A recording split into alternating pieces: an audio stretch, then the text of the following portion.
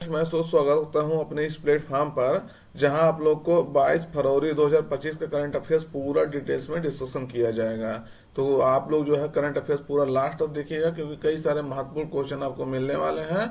और हर current affairs आपका static GK के माध्यम से और मैपिंग के माध्यम से बताया जाएगा। इसके अंतर्गत आपका यह सब महत्वपूर्ण टॉपिक कवर किया जाएगा। तो आप जो है वीडियो देखा करिएगा और अपने मित्रों तक एक बार जरूर शेयर करिए। तो शुरुआत करते हैं आज के पहले क्वेश्चन के साथ, इंपॉर्टेंट डेज के साथ। आज जो है विश्व चिंतन दिवस मनाया जा रहा है। क्या मनाया जा रहा है? World thinking day.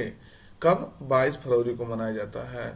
तो यह दिन जो है स्काउटिंग और गाइडिंग के संस्थापक जो है रॉबर्ट बेडन पावेल और उनकी पत्नी जो है ओले बेडन पावेल के जन्मदिन के उपलक्ष्य में मनाया जाता है। तो ये आपको ध्यान रखना है, ये आपका महत्वपूर्ण हो जाता है। विश्व चिंतन दिवस कब मनाया जाता है?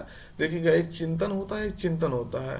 तो चिंता है आपका जो खराब चीज है, चिंता नहीं करना चाहिए, लेकिन चिंतन करना चाहिए। चिंतन मतलब ये सही चीज है। चिंतन मतलब ये होता है किसी चीज के बारे में सोचना, ये चीज कैसे होगा, कैसे इस समस्या का समाधान होगा, कैसे यहाँ हम ये उपलब्धि हासिल कर सकते हैं। तो ये चिंतन होता है। लेकिन चिंता होता है कि कोई काम जो है उसको लेकर के टेंशन लेना, तो ये चिंता ये होता है। यह दिन जो है गर्ल गर्ल गाइड्स और गर्ल स्काउट्स मनाते हैं, और उद्देश्य यही है इसका मनाने का, गर्ल समूहों को आदर्शों के साथ जोड़ना और सामाजिक समस्याओं पर ध्यान देना। तो ये आपको ध्यान रखना है। 22 फरवरी को हम लोग क्या मना रहे हैं? विश्व चिंतन दिवस। ये देखिएगा, वर्ल्ड थिंकिंग डे जो है 22 फरवरी को मनाते हैं। अगला क्वेश्चन है, किस देश ने जो है मालदीव में 13वीं शासी परिषद की बैठक में बंगाल की खाड़ी अंतर सरकारी संगठन यानी BOBPIGO की अध्यक्षता संभाली है? ये भी आपसे पूछा जा सकता है किस देश से संभाली है, तो ये भी आपका महत्वपूर्ण हो जाता है। किस देश ने संभाली है, तो ये भी आपका महत्वपूर्ण हो जाता है। तो विकल्प में है बांग्लादेश, भारत, श्रीलंका, मालदीव। सही उत्तर आपका रहेगा भारत ने मालदीव में बांग्लादेश से। तीनों बात ध्यान से देखिएगा।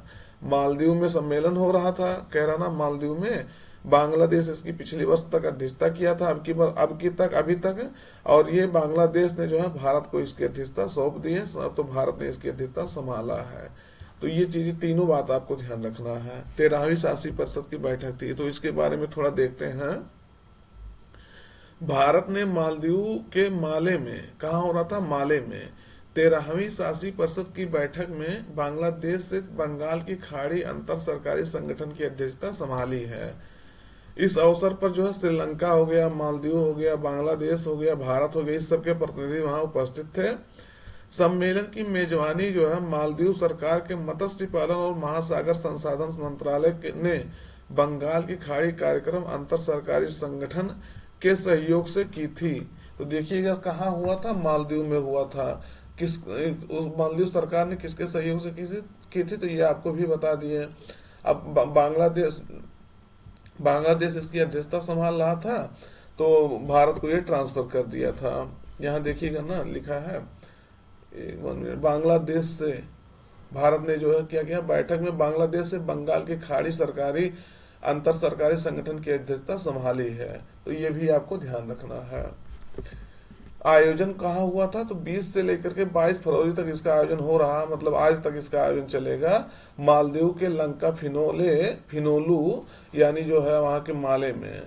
मत्स्य विभाग के सचिव रहे हैं अभी वर्तमान में डॉक्टर अभिलक्ष लिखी के नेतृत्व में भारतीय प्रतिनिधिमंडल ने जो है कार्यक्रम के दौरान अध्यक्षता संभाली है। तो ये आपको याद रखना है। ये सब कई सारे महत्वपूर्ण बातें इन्होंने कहा, लेकिन आपके जो क्वेश्चन के लिए महत्वपूर्ण था वो इतना ही था, तो इसको आपको ध्यान रखना है। अगला है, देखिएगा, महत्वपूर्ण क्वेश्चन हो जाता है। कह रहा है हाल ही में कौन सा देश ओपेक प्लस में जो है शामिल हो गया है? तो ये आपको बताना है। ओपेक प्लस एक संगठन है ओपेक, एक संगठन है क्या? OPEC plus. तो ये आपको ध्यान रखना है। तो ओपेक प्लस में कौन शामिल हुआ है? ओपेक मतलब होता है organization of petroleum exporting countries. तो जो सदस्य ओपेक के सदस्य नहीं बन पाए हैं, पेट्रोलियम एक्सपोर्टिंग कंट्री हैं, ओपेक के सदस्य नहीं बन पाए हैं, वो ओपेक प्लस संगठन में जो है शामिल हैं। तो देखिएगा, ओपेक प्लस में कौन शामिल हुआ है? विकल्प में है ईरान, केन्या, ब्राजील, अर्जेंटीना। सही उत्तर आपका रहेगा ब्राजील इसमें जो है शामिल हुआ है। तो ये चीजें आपको थोड़ा सा आइडिया रखना है कि ब्राजील में भी तेल का प्रोडक्शन होता है।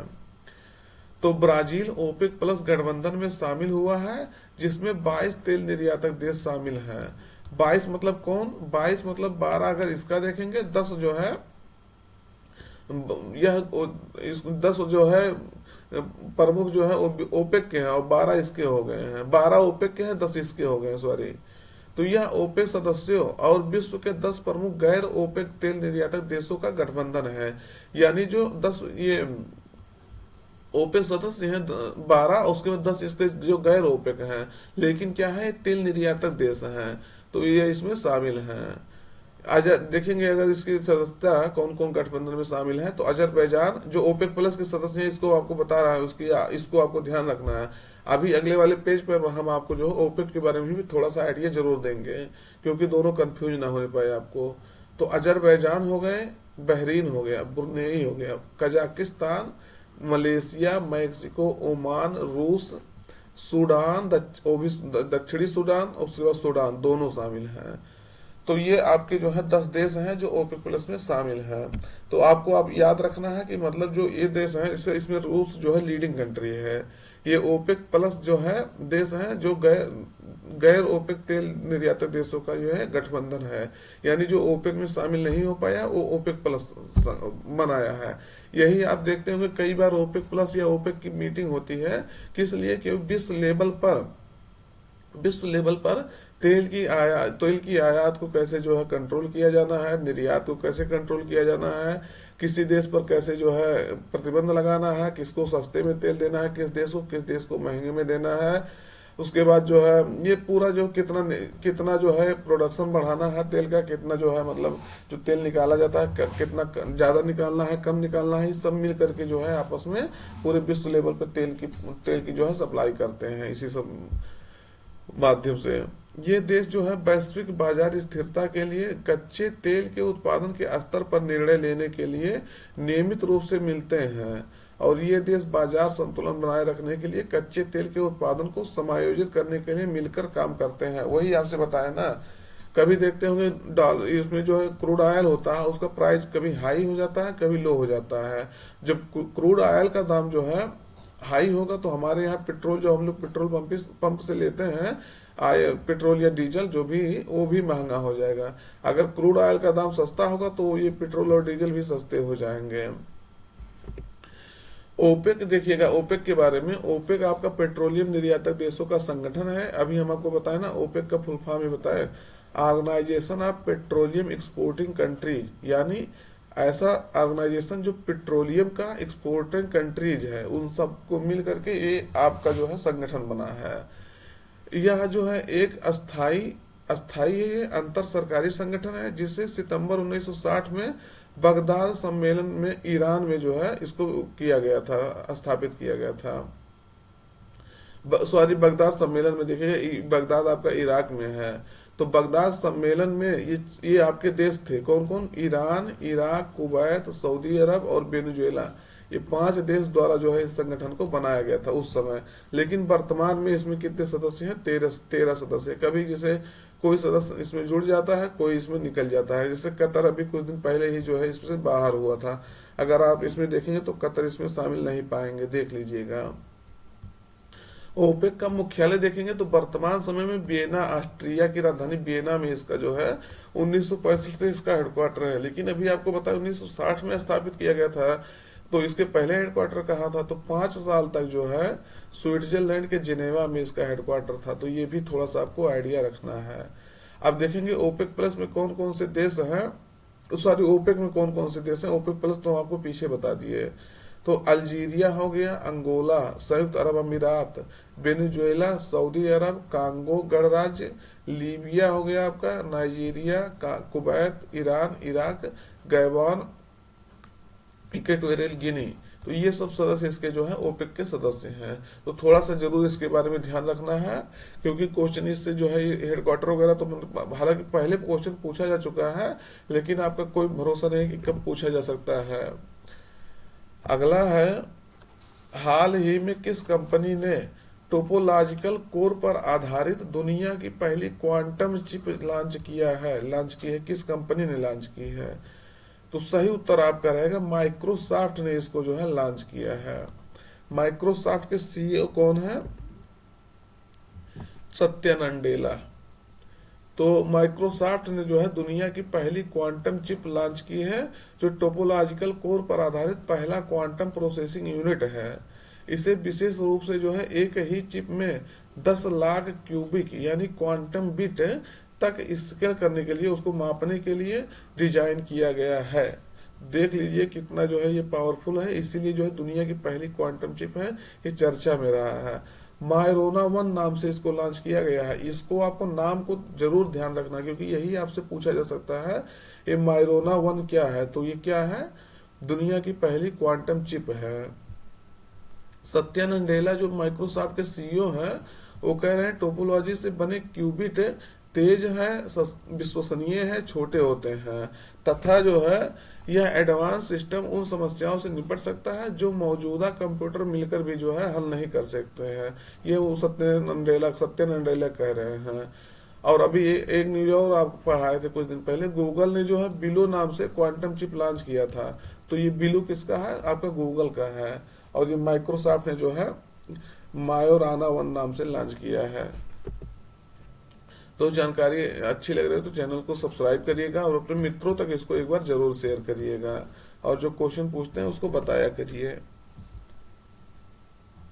अगला है मिस वर्ल्ड प्रतियोगिता यानी मिस वर्ल्ड कॉन्टेस्ट 2025 की मेजबानी कौन सा राज्य करेगा? तो ये आपको बताना है। ये जो मिस वर्ल्ड प्रतियोगिता होने वाला है अभी मई में, तो ये कौन से राज्य में होगा या किस राज्य में होगा? विकल्प में आपके गोवा, तेलंगाना, आंध्र प्रदेश, केरल। तो किस राज्य में होगा इस प्रतियोगिता का आयोजन? सही उत्तर आपका रहेगा तेलंगाना में इसका आयोजन होने वाला है मई के महीने में, मिस वर्ल्ड प्रतियोगिता का। तो थोड़ा सा आइडिया इसके बारे में देख लीजिएगा, रख लीजिएगा। मिस वर्ल्ड 2025 के 72वें संस्करण की मेजबानी भारत में तेलंगाना राज्य करेगा। जो 7 मई से शुरू होने वाली इस कॉन्टेस्ट का ग्रांड फिनाले जो है 31 मई 2025 तक होगा, यानी महीने के लास्ट में, मई महीने के लास्ट दिन जो है इसका ग्रैंड फिनाले होगा। कहाँ होगा? तो तेलंगाना में। यहाँ तक जान रहे हैं हैदराबाद में इसका आयोजन होगा, जहां तक हम समझ रहे हैं। लेकिन अभी इसका जो है लोकेशन नहीं डिक्लेयर किया गया, स्टेट डिक्लेयर किया गया है। इस प्रतियोगिता में जो भारत का प्रतिनिधित्व कौन करेगा? तो जो फेमिना मिस इंडिया वर्ल्ड 2023 थी, नंदिनी गुप्ता, वो इसमें पार्टिसिपेट करेंगे। और मिस वर्ल्ड 2024 वाला देखेंगे, जिसका 71वां संस्करण था, ये अब की बार तो 72वां संस्करण है, जो मई 2025 में होने वाला है। मिस वर्ल्ड 2024 जो है 71वां संस्करण मुंबई में हुआ था इसका आयोजन, और क्रिस्टीना पिस्कोवा जो चेक रिपब्लिक की देश से संबंधित है, उन्होंने ये जो है खिताब जीता था प्रतियोगिता में। तो इसके बारे में थोड़ा सा जरूर आइडिया आप रखिएगा। ये है आपके जो है, ये कहाँ की रहने वाली है ये आपको बताना है। तो राजस्थान के कोटा से ये बिलोंग करती हैं। कौन? नंदिनी गुप्ता है ये, तो इनको ध्यान रखना है। अगला है प्रथम मुख्य सूचना अधिकारी यानी चीफ इंफॉर्मेशन ऑफिसर्स, वो भी क्या कह रहा है? प्रथम इनका सम्मेलन हुआ है। जो चीफ इंफॉर्मेशन ऑफिसर होते हैं, जो सूचना देते हैं, आप जानते होंगे सूचना का अधिकार 2005 में पास हुआ था, तो उसके तहत जो आप सूचनाएं मांगते हैं, आप सब जानते होंगे, RTI डाल देते हैं, राइट टू इंफॉर्मेशन। RTI डाल के जो है आप सूचनाएं प्राप्त करते हैं कई सारे जो है संगठनों से या सरकारी संगठनों से। तो ये कह रहा है उससे संबंधित जो प्रथम मुख्य सूचना अधिकारी का सम्मेलन हुआ है 2025, वो किस शहर में आयोजित किया गया था या आयोजित किया गया है? तो हो चुका है इसका सम्मेलन। तो विकल्प में आपका लखनऊ, नई दिल्ली, बेंगलुरु, हैदराबाद। तो सही उत्तर आपका रहेगा देश की राजधानी नई दिल्ली में इस मुख्य सूचना अधिकारियों का सम्मेलन हुआ है। तो भारत सरकार ने जो है डिजिटल ब्रांड पहचान मैनुअल लॉन्च किया है, और तथा नई दिल्ली में जो है प्रथम मुख्य सूचना अधिकारी सम्मेलन 2025 का आयोजन किया है। तो ये भी लॉन्च किया है डिजिटल ब्रांड पहचान मैनुअल।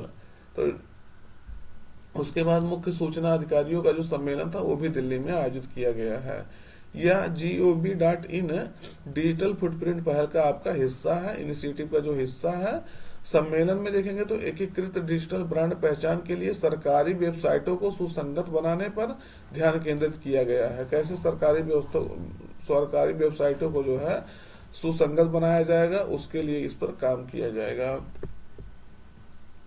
अगला है देखिएगा, किस संगठन द्वारा या किस संस्थान द्वारा वैश्विक अवसंरचना लचीलापन या रिपोर्ट यानी ग्लोबल इंफ्रास्ट्रक्चर रेजिलियंस रिपोर्ट प्रकाशित किया गया है।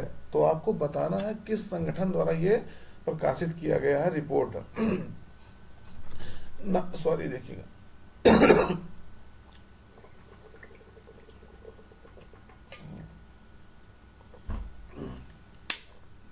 तो कह रहा है किस संगठन द्वारा जो है इसको जारी किया गया है।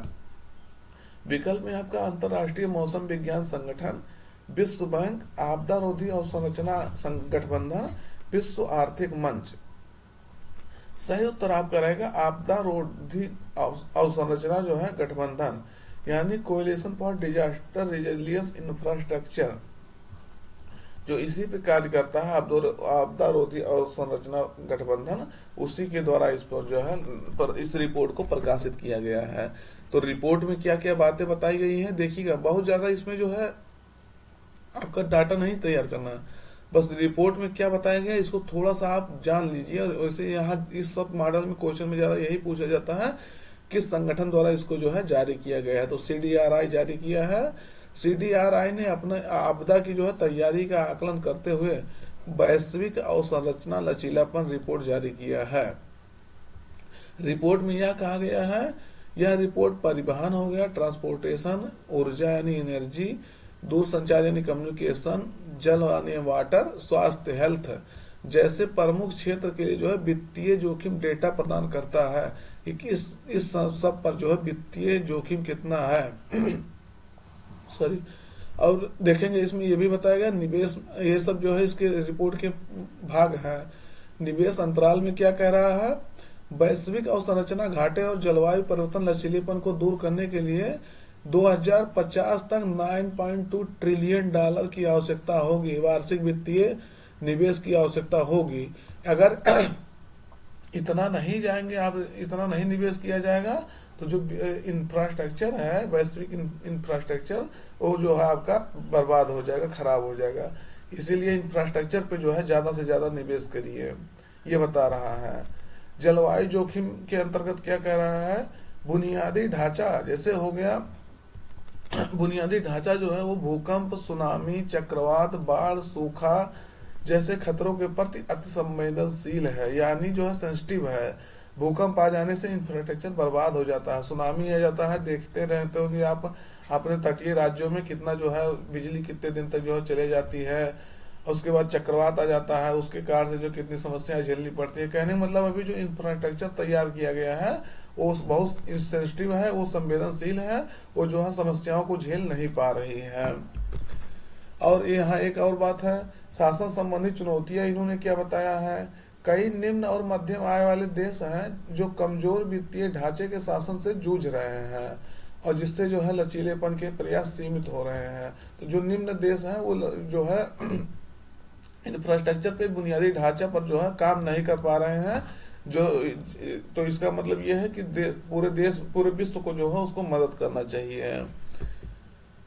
तो याद रखना है। अगला क्वेश्चन एक है देखिएगा, भारतीय बीमा विनियामक एवं विकास प्राधिकरण ने जो है बीमा अधिनियम 1938 में प्रस्तावित संशोधनों की जांच के लिए जो है किसकी अध्यक्षता में 7 सदस्यीय समिति गठित की है।